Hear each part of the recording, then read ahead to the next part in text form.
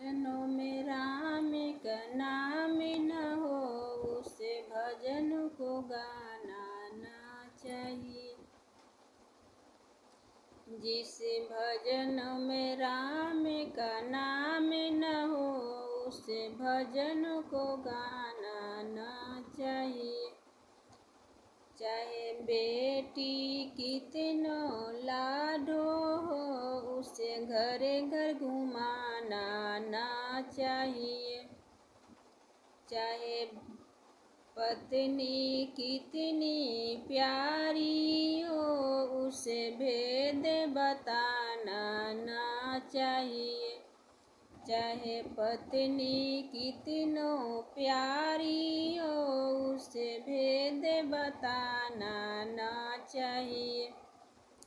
चाहे भाई कितनों बैरी हो, उसे राज छुपाना ना चाहिए।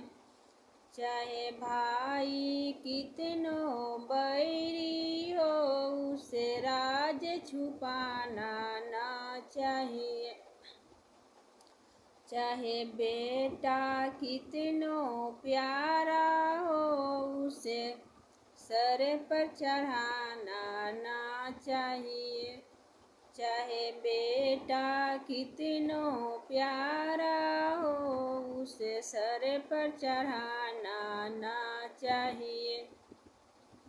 हेलो दोस्त, हमारे भगवान की भजन कैसे लगे कमेंट में लिखना।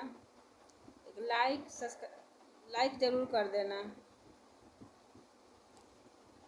कमेंट ज़रूर करना, लाइक ज़रूर कर देना। नमस्ते, प्रणाम।